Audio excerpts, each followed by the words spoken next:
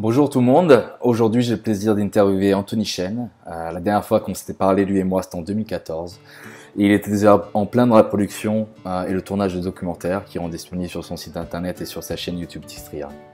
Il n'avait pas encore le succès qu'il a maintenant.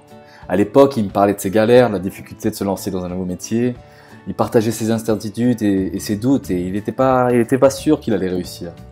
Mais en même temps il était sûr de sa passion. Moi, il me parlait de son envie de faire une différence dans la vie des gens. Depuis 2014, il a fait des vidéos sur YouTube qui ont fait des dizaines de milliers et des centaines de milliers de vues. Aujourd'hui, en 2016, et pour la première fois, la semaine dernière, il a fait une vidéo qui a atteint 1 million de vues et plus. Cette vidéo s'appelle Le pouvoir de l'intention. Alors ça, c'est une super réussite. Moi, je suis très content pour Anthony. Et d'ailleurs, il fait des vidéos qui sortent de l'ordinaire, des vidéos qui énergisent son audience. Et sa vidéo, Le pouvoir de l'intention, dans laquelle il interviewe des experts français, des coachs, des médecins, dont le message tourne autour d'une approche personnelle et ambitieuse de la vie, est une franche réussite. Elle est merveilleuse cette vidéo, elle est très professionnelle, elle est aussi très inspirante. Moi en tout cas, je me sens inspiré, et elle a l'air d'inspirer beaucoup de monde au vu des centaines de commentaires que la vidéo a reçus sur YouTube. Je crois qu'une personne regarde ce documentaire et peut se dire ensuite « je peux changer ma vie ». Et je suis le maître de mon destin. J'ai tout ce qu'il faut en moi pour faire ça. Il faut que j'arrive à me défaire de toutes ces incertitudes et de tous ces doutes que j'ai qui viennent de l'extérieur. Tout est en moi et je peux changer ma vie. Moi, ça me fait vraiment très plaisir de voir tout le chemin qu'il a parcouru et tout ce qu'il a produit et ce qu'il continue à produire. Allons lui parler et voir ce qu'il a à nous dire. Je vais parler de ta routine. Parce que, bon, déjà, c'est plutôt atypique, tu vois, comme parcours pour un diplômé d'école de commerce d'être à la tête d'une chaîne YouTube et de faire ses propres documentaires. Tu bosses pas en entreprise et pourtant tu as un style de vie indépendant que certains peuvent t'envier peut-être. Et moi je me demande quel est ton quotidien en fait. Qu'est-ce que tu as mis en place ces 2 dernières années depuis la dernière fois qu'on a parlé? C'est un rythme de travail qui est super flexible parce que ça dépend des projets. Mais en gros, je passe beaucoup du temps de chez moi.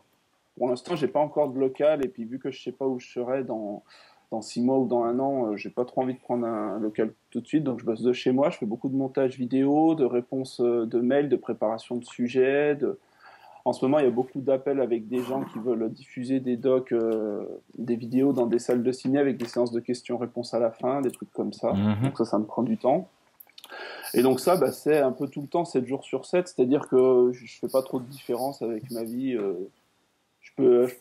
Voilà quoi. Et sinon, aussi, il y a beaucoup de tournages, d'intervenants, 1 ou 2 fois par semaine, quoi. Voilà. Donc des transports en voiture, en train et filmer quand je peux, faire des plans drone, des plans caméra, aller filmer un peu des coins sympas, des couchers de soleil, des levées de soleil, des trucs comme ça. Donc voilà. D'accord. Donc c'est assez, ça part un peu dans tous les sens, ça dépend des semaines. Mais c'est en fait vu que c'est une passion à la base ce que je fais, je me demande pas vraiment si c'est du travail ou si c'est ma vie à côté en fait quoi, parce que j'adore faire ça quoi. C'est vraiment, il n'y a pas un rythme de travail de 9 heures à 18 heures la semaine, 5 jours sur 7 et ensuite je décroche et c'est le week-end en fait. Il y a parfois quand les gens travaillent eux en semaine, moi je suis un peu plus tranquille. Et parfois, quand les gens sont tranquilles en vacances ou le week-end, moi je suis en train de faire une interview parce qu'il fallait je pouvais pas la caler autrement qu'un week-end, et puis voilà. Donc c'est assez. Je pense que tous ceux qui sont en indépendant, quel que soit le secteur, c'est un peu comme ça, quoi. Ils sont un peu c'est comme quelqu'un qui a sa boîte, quoi. C'est-à-dire qu'il est un peu tout le temps dessus. C'est un peu sa vie, quoi. Ouais, d'accord, d'accord. Les gens souvent ont peur, ils me disent ouais mais du coup tu travailles tout le temps, ça doit être chiant. Mais en fait moi je me rends pas vraiment compte que je travaille, quoi. Je peux être fatigué comme en ce moment, je suis super fatigué parce que j'enchaîne. Mais je me dis pas, c'est pas comme quand on va en entreprise et que on est à fond dedans et que on n'a pas de vie à côté, quoi. Parce que moi, je suis de chez moi, encore une fois, et donc je peux parfois prendre un peu de temps libre ou voilà, quoi. Il n'y a pas de souci, quoi. En fait, il y a une grande liberté, ce qui est d'ailleurs difficile parce qu'au début, on n'a pas trop du coup d'argent quand on se lance. Mais il y a tout de suite, moi, tout de suite, ce que j'ai vu dès la première semaine où j'avais quitté l'entreprise, c'est que je m'étais dit tout de suite, mais j'ai plein de temps, quoi. Genre, je me levais le matin et j'avais toute la journée pour faire ce que je voulais, alors que d'habitude, j'avais juste le soir et le week-end. Donc là, d'un coup, en 3 jours, je me rappelle, les 3 premiers jours, j'avais enchaîné 50 000 trucs et je me suis dit, mais ça va devenir une machine, le truc, si je continue à ce rythme, quoi. Et c'est ça qui est bien parce qu'en fait, on a la tête qui est, comment dire, le cerveau qui est libre, en fait. on n'a pas à décrocher parce que souvent quand je travaillais, après le soir, on a eu le travail, ça nous a pris un peu la tête et puis on a le travail dans la tête souvent. Quoi. Hmm. On repense à ce qu'on a fait, on repense à des trucs, à des soucis. Alors que là, on est à fond dedans, donc les idées viennent beaucoup plus vite en fait. Bon, mais par contre, oui, c'est vrai que bon, je pense que ça va être une question. Je pense que du coup, au niveau financier, par contre, au début, c'est un peu le problème, c'est que on gagne le temps, mais on perd un peu les revenus fixes, quoi. Est-ce que tu as déjà songé à reprendre une carrière en entreprise pour avoir cette sécurité financière que la plupart des gens ont? Non, bah j'ai commencé donc en entreprise, en agence un peu média, en agence de com sur Paris. Euh, donc j'ai fait ça pendant quoi, un an et demi, quoi. Mais non, j'ai pas pensé à reprendre parce que j'ai beaucoup de projets qui se sont mis en place tout le temps, et ça arrête pas de venir et tout. Et en fait, ça serait encore plus dur pour moi d'être en entreprise, même quand c'était difficile financièrement, parce que j'avais plus de temps pour déployer tout ce que j'avais à faire, en fait. Et encore une fois, là, dans le domaine, moi je suis dans le domaine vidéo, mais je pense que quelqu'un qui monte sa boîte, c'est pareil. On enseigne que dans les 2 premières années, voire les 5 premières années, souvent on gagne pas forcément beaucoup d'argent pour se donner un gros salaire et tout, quoi. Parce que les projets, ils mettent du temps à maturer, quoi. On lance pas un machin demain matin et puis dans une semaine, j'ai les revenus, quoi. Ça met du temps à se lancer. Donc d'aller en entreprise, à chaque fois, parfois quand j'étais tenté, je me disais mais non, ça va casser toute la dynamique, quoi. Ça D'accord. casse tout le truc et on n'a pas le temps de déployer tous les efforts. Et puis en entreprise, moi, j'y arrivais pas. Enfin, c'était d'abord, on s'était dit, je crois, la dernière fois. Ouais. Enfin, moi, c'était un échec à la base de pas pouvoir bosser. J'étais dans la finance d'entreprise et c'était un peu un échec pour moi, quoi, de me dire, mais pourquoi moi, j'y arrive pas, quoi. Je me suis forcé et j'y arrivais pas. J'avais l'impression que les gens ils jouaient à un jeu de théâtre et qu'à un moment donné, quelqu'un allait dire, c'est bon, on arrête de jouer, quoi. On arrête de faire On arrête les semblant. conneries. En fait, le jeu, il s'arrêtait jamais. Et je me disais, mais je suis le seul à penser qu'on est dans un truc. Et du coup, je l'ai vécu un peu mal parce que c'était un peu un échec pour moi. Je me dis, bah, moi, j'y arrive pas, quoi. Et en plus, avec les revenus qui tombent derrière, parce que dans la finance, souvent, on gagne plus qu'ailleurs. Donc voilà, donc non, le monde de l'entreprise, j'y arrivais pas, quoi. Et je pense que j'y arriverai toujours pas. Et je pense que c'est un état d'esprit qui fait que je préfère être indépendant à gérer mes trucs. Et voilà. D'accord. J'avais trouvé J'ai ça. pas compris comment. Comment les gens faisaient? Ouais, j'ai jamais compris encore, même maintenant, comment les gens font pour y arriver, quoi. C'est-à-dire que, je sais pas, il doit y avoir une volonté d'être à fond dans un truc et puis d'être performant. Et peut-être qu'il y a des métiers qui s'y prêtent plus aussi, parce qu'il y a des gens qui sont très bien dans des métiers de finance ou de marketing, de chef de produit. C'est vraiment pour eux, ils aiment bien le truc, quoi. Donc, dans ce cas-là, c'est peut-être plus en entreprise, quoi, au moins au début.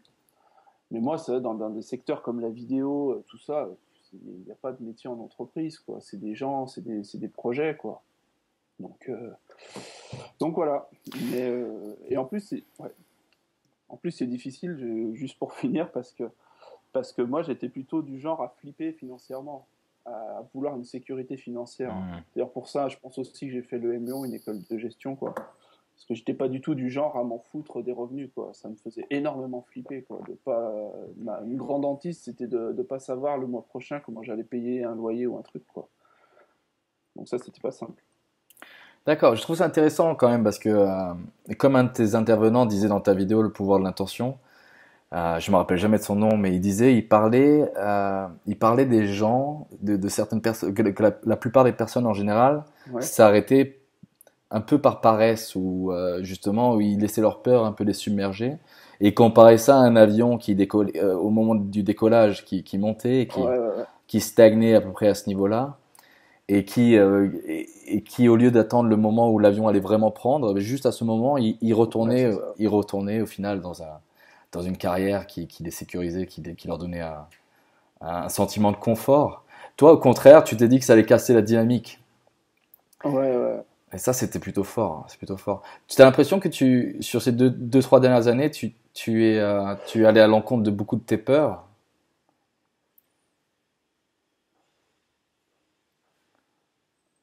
Ouais, ouais, ouais. Beaucoup. énormément de peur sur l'argent. Bah, en fait, c'est beaucoup sur l'argent, mais c'est normal parce que c'est le principal obstacle quand on se lance en indépendant pour tout le monde, quoi. C'est quand est-ce que je vais avoir des revenus, et la plupart des gens qui osent pas quitter un job qu'ils aiment pas, c'est parce que bah, tout simplement, on a soit un crédit, un loyer, des enfants, ou pas d'enfants, mais un train de vie, quoi.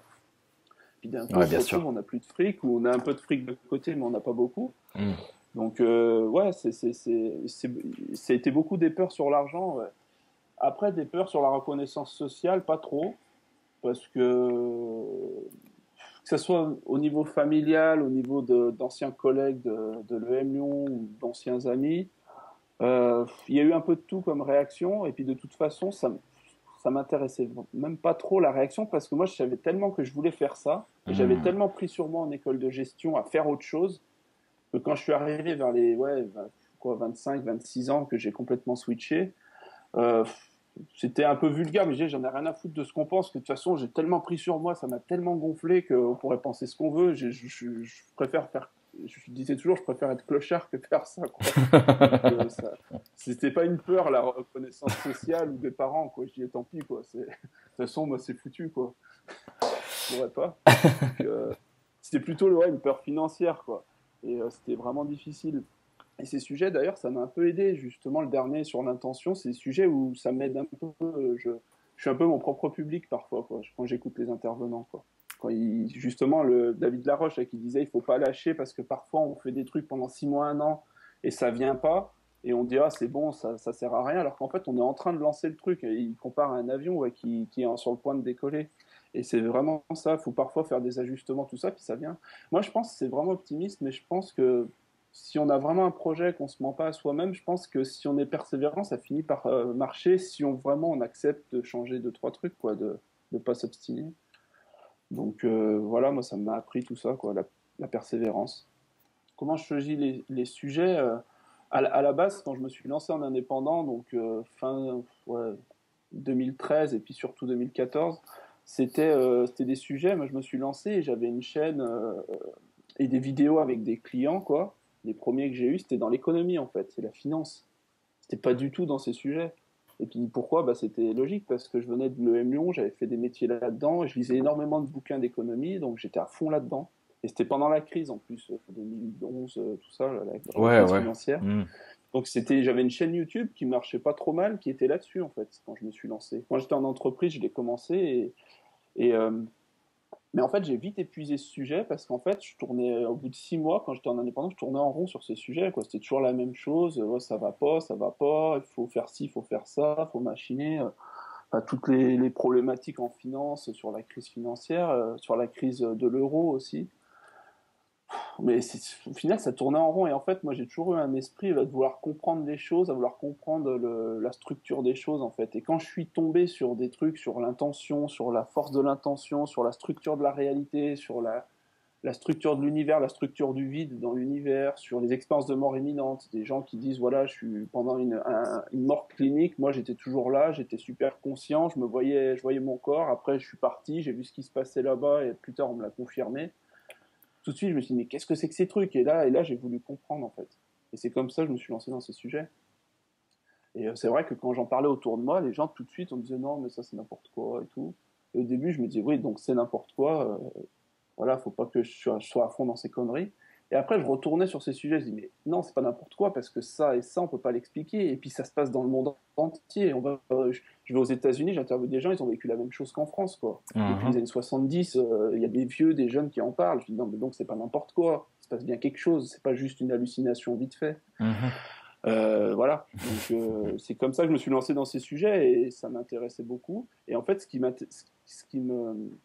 qui m'étonnait toujours dans ces sujets, c'est que, surtout en France, personne n'en parlait. Et ça m'a toujours étonné, ça. Parce qu'en économie, tout le monde parle de ça, il y a des blocs d'économie dans tous les sens, de Mhm. toutes les tendances politiques. Mais dans ces sujets, surtout en France, il y avait deux, trois personnes qui en parlaient, mais c'était voilà, des petits trucs, ou des trucs qui marchaient un peu, mais genre à la télé, dans les médias, on n'en parlait jamais, quoi. Mhm. Je me suis dit, mais pourquoi on n'en parle jamais alors que le truc est super intéressant et tout? Donc moi, je me suis lancé là-dedans comme ça, quoi. D'accord. Et c'était pas du tout une niche, un truc de dire ouais ça va marcher, parce que c'était même plutôt l'inverse. Quand je me suis lancé là-dedans, que ce soit mes parents, tout le monde, ils me disaient tous, mais comment tu vas c'est quoi ton truc, quoi? Tu pars dans un trip, qui c'est qui va regarder tes conneries, quoi, limite, quoi, tu vois? Et moi, je me dis, ouais, c'est chaud, quoi. Je pars dans un truc. J'ai vu des vidéos de Lilou Massé, elle a une chaîne YouTube assez connue dans ce domaine, qui interviewait un anesthésiste à Toulouse, Jean-Jacques Charbonnier, qui a écrit énormément de bouquins sur les expériences de mort imminente pour montrer que c'est pas une hallucination, tout ça. Et c'est comme ça, par YouTube. Je me rappelle que je regardais au travail en plus. Maintenant, je peux le dire. J'étais à SNCF dans le service communication. Et il y avait des gros moments de plat où il n'y avait rien. Et je me rappelle très bien que cette première vidéo sur les expériences de mort imminente, je l'ai regardée au travail, quoi. Et je prenais des notes et tout, tu vois, avec mon casque. Donc déjà, tu sentais que j'allais pas rester longtemps. Ils vont pas te regretter à la SNCF, ouais. Non, non, non, ils vont pas regretter, ça c'est pas très bien terminé, on va dire. Et ça, pour répondre à tout à l'heure, ça aussi, j'avais mal vécu que ça se soit mal terminé. Hein. J'étais après les premiers jours de chômage, j'ai touché le chômage, je me disais putain, encore quoi, encore même là, j'ai pas réussi à rester. Quoi. C'est comme si quelque chose te poussait dans une autre direction. Je pense que ça doit arriver à plein de monde parce qu'il y a plein de gens dans la trentaine qui font des reconversions professionnelles, on entend. Donc je pense qu'on essaye de rentrer dans un moule et ça vient pas en fait. Et après on force, on dit non mais là c'est que j'ai pas assez forcé ou c'est l'entreprise ça allait pas et en fait non ça rentre pas. Donc voilà c'est comme ça que j'ai découvert ces sujets et ça m'a vraiment beaucoup intéressé et je pense aussi que je l'ai pris au sérieux parce que j'avais déjà été aux États-Unis avant avec des stages à l'EM Lyon tout ça et quand j'allais aux États-Unis ces sujets étaient beaucoup plus pris au sérieux qu'en France. Ça, je pense que ça m'a beaucoup aidé qu'en Californie, ce soit pris au sérieux. Dans les targets des magasins comme des champions en France, quoi, il y a des têtes de gondole de gens qui ont vécu ces expériences, de médecins, de gens super sérieux qui en parlent, quoi. Donc c'est beaucoup mieux, beaucoup plus admis là-bas. Ça m'a aidé aussi à me dire. Voilà. Ça t'a encouragé justement qu'il y avait du soutien, qu'il y avait aussi des personnes du milieu scientifique qui étaient impliquées dans ces sujets. Ouais, juste de voir en fait que du coup c'était en France qu'on était en retard sur ces sujets plutôt que l'inverse, quoi. C'est tout simplement, en revenant ici, je me disais bon bah ici on en a moins entendu parler, mais il y a plein de gens qui l'ont vécu aussi, quoi. Mais après je me suis pas juste cantonné à ces trucs, aux expériences de mort imminente, parce qu'en fait tous les sujets sont liés en fait, quoi. Parce que les expériences de mort imminente c'est lié avec les sujets sur l'intention en fait, parce que c'est le pouvoir en fait de la conscience en fait. C'est-à-dire en fait quel est le lien entre notre conscience, le fait qu'on soit là, et la réalité qu'on expérimente tous les jours en fait. C'est ça en fait le vrai sujet en fait, c'est qu'on a un pouvoir énorme de création sur notre réalité en fait, via nos structures, via notre éducation, via ce qu'on nous a appris en fait. Mais on crée pas ce qui nous arrive. En fait, on dit souvent il n'y a pas de hasard. Tout ce qui va nous arriver dans la vie au niveau pro ou perso, en fait, c'est juste on attire à nous des choses par rapport à ce qu'on nous a appris depuis tout petit. On a tous des structures inconscientes sur l'argent, sur la réussite, sur tout ce qu'on veut, sur les relations amoureuses. Et en fait, et après ça, on va le projeter, en fait, comme on dit, en fait. C'est ça que j'ai appris.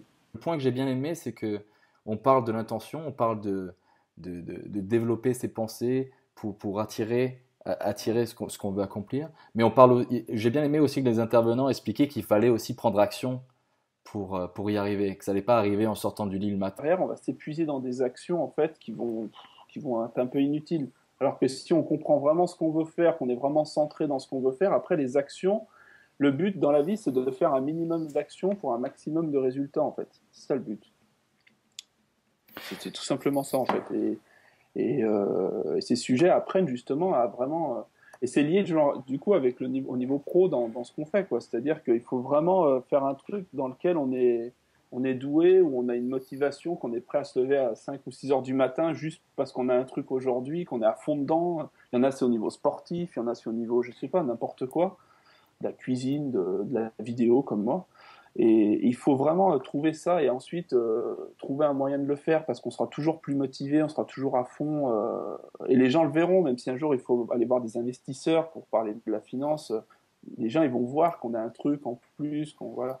Donc je pense qu'il faut vraiment faire ce travail en soi de savoir ce qu'on est, ce qu'on nous a appris depuis tout petit, comprendre qu'il y a des trucs qui nous bloquent dans la tête, des trucs qui nous empêchent d'avancer et ensuite se trouver et après ensuite lancer les actions, quoi. Les intervenants, c'est souvent des gens, soit j'ai lu des bouquins sur eux, soit je suis tombé sur eux sur Internet, il y a d'autres gens qui les avaient interviewés avant. Et c'est souvent comme ça. Et comment je les choisis, mes intervenants, en fait, le problème, c'est plutôt comment je fais pour pouvoir interviewer tous ceux que je veux interviewer. Parce qu'en fait, il y en a tellement qui sont intéressants que j'ai envie d'avoir que, en fait, au début, je me disais, bon, ces sujets, ils sont tellement techniques, surtout en France, que je vais avoir deux, trois intervenants et puis qu'après, ça va être fini. En fait, plus j'en fais, plus il y a d'intervenants, quoi, j'ai l'impression. Il y en a dans tous les sens, vraiment dans tous les domaines. Et mon problème, c'est pas comment je les trouve, c'est plutôt comment je fais pour interviewer tous ceux que j'aurais envie d'interviewer, quoi, parce qu'il y en a beaucoup. Et donc, je les trouve de toutes les manières possibles, quoi. Il y a des gens qui me parlent d'intervenants, qui disent, il y a celui-là qui est bien. Parfois, c'est moi qui tombe dessus sur Internet un peu par hasard. Parfois, c'est un livre. Voilà. Et après, c'est un peu le ressenti, quoi. Il y a certaines fois, je me dis non, lui, ça va trop loin, ou lui, c'est plutôt plus, je ferai ça plus tard. Voilà. C'est pas vraiment de règles, quoi. D'accord, ok. Mais il y a énormément de gens à avoir. Énormément, quoi. Ah oui, j'en doute pas. Je voulais parler de tes revenus maintenant, Anthony. Ça, c'est un sujet qui intéresse aussi beaucoup de gens, puisqu'on parlait Ouais. on parlait du besoin financier aussi quand on se lance dans sa propre activité. Alors, comment tu gagnes ta vie? C'est assez fluctuant de mois en mois. Euh, pour essayer de résumer, j'ai parfois deux, trois petits clients, des trucs de gens qui veulent des gens qui veulent que je leur fasse des petites vidéos ou des plus grosses vidéos, des interviews, des trucs de présentation, un peu de tout, des vidéos d'entreprise aussi parfois, des vidéos pour des maisons d'édition aussi. Donc ça, c'est des petites commandes qui sont bon, c'est plus ou moins intéressant selon les commandes, ça permet de gagner un peu d'argent. Et donc, ce que je fais là à côté, donc Tistria, avec des sujets que je finance moi-même, je passe par des circuits de financement participatif. Donc, c'est Ulule, un peu comme KissKissBankBank, non, pardon, Kickstarter aux États-Unis, Kickstarter, voilà, c'est un ouais, peu ouais. pareil. Voilà, donc je passe comme ça pour des gros sujets. Donc, ça arrive à lever ça dépend, quelques milliers d'euros, on va dire, mais c'est pas beaucoup parce que pour un sujet, c'est super peu, quoi. C'est vraiment peu par rapport à ce qui se fait d'habitude. Mm. Mais après, à côté de ça, donc c'est récent, depuis, on va dire, un an, voire même 6 mois, il y a de plus en plus de dons qui arrivent, des dons financiers, parce que je mets des messages à la fin des vidéos, voilà, on peut faire ci, on peut faire des dons si on a aimé, donc ça commence à prendre. Il y a beaucoup plus, encore une fois, de Suisses, de Canadiens, tout ça, que de Français qui font des dons en proportion. D'accord. C'est-à-dire que les Suisses et tout sont super généreux. Je sais pas pourquoi, mais ils sont généreux. Mais j'ai aussi énormément de dons de Français, de soutien, tout ça. Et à côté, j'ai aussi un peu de publicité YouTube parce que les scores commencent à être élevés au niveau d'audience. Mais bon, la publicité YouTube en France, elle paye pas beaucoup, beaucoup. Et puis en plus, il n'y a pas de taux officiel, c'est super fluctuant selon les vidéos, selon la période de l'année, ça change beaucoup. Donc c'est difficile de donner un ordre d'idée pour ce qu'on est payé, quoi, par les vidéos YouTube. Mais en gros, si j'accumule tout ça de mois en mois, ça fait à peu près un an que j'arrive à vivre de ça, c'est-à-dire que de Tistria, que de ce que je fais moi, en fait. J'arrive à en vivre, c'est-à-dire vivre tout simplement, Mm. payer un loyer, acheter du matériel qui coûte quand même assez cher, donc de sons, d'images, des drones aussi, j'ai acheté un drone, des trucs comme ça.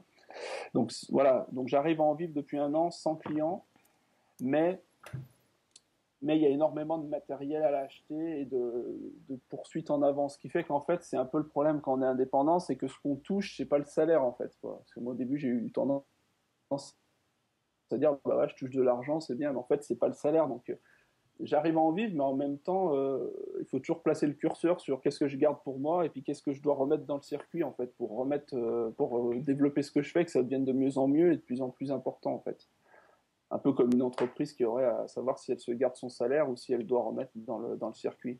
Il y a des sites comme Tipeee.com qui fonctionnent comme des tips. À chaque vidéo, les mecs donnent 1, 2, 5, 10 euros. Il y a plein de façons d'en vivre, mais il faut qu'il y ait l'audience derrière et un public, quoi. D'accord. Mais il y a plein de gens qui arrivent à vivre sur YouTube, hein, des chaînes de maquillage, de tout ce que vous voulez, tout ce que vous pouvez imaginer, de gamers, de finance aussi. Il y a des gens qui donnent des cours en ligne, il y a des gens il y a vraiment de tout, quoi. Des web-séries aussi, des trucs un peu plus artistiques. Donc c'est possible d'en vivre. Et moi, depuis un an, j'arrive à peu près à en vivre. Ouais. Et puis les revenus ont tendance à augmenter en plus. mais c'est jamais fini, quoi. D'accord. Je peux jamais, en fait, je peux pas me poser pour le moment en me disant, là, c'est bon, je suis tranquille, maintenant je peux prendre l'argent pour moi et tout. En fait, je suis toujours en train de remettre dans le circuit, en fait. Parlant de ça, tu parles d'émotion. Qu'est-ce que ça t'apporte aussi de faire ces vidéos et de voir la réaction des gens? C'est bizarre, mais c'est un plus, en fait, pour moi. Parce qu'en fait, par exemple, quand j'étais encore à l'EM Lyon en gestion, je faisais déjà des courts-métrages, en fait. J'ai commencé vers les 20 ans, à peu près. Et j'avais pas de public. Il y avait personne qui regardait, quasiment, quoi. Et en fait, j'avais pris l'habitude, je faisais aussi des petites vidéos de voyage quand je faisais des voyages, des petites vidéos, je mettais ça sur Dailymotion à l'époque et j'avais pas de public quasiment.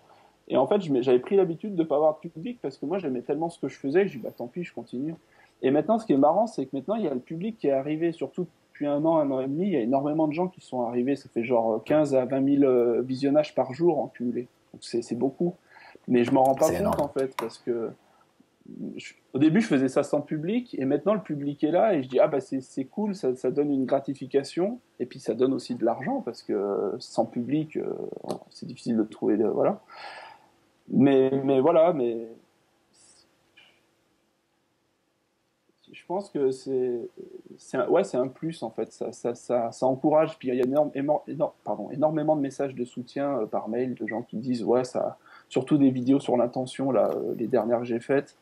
Des gens qui disent ouais ça m'a vraiment aidé à changer de y en a qui ont changé de job, il y en a qui se sont remis, il y en a qui étaient en dépression depuis 5 ans, qui ont relevé la tête. J'ai eu beaucoup de Waouh. témoignages comme ça. Donc, Hum.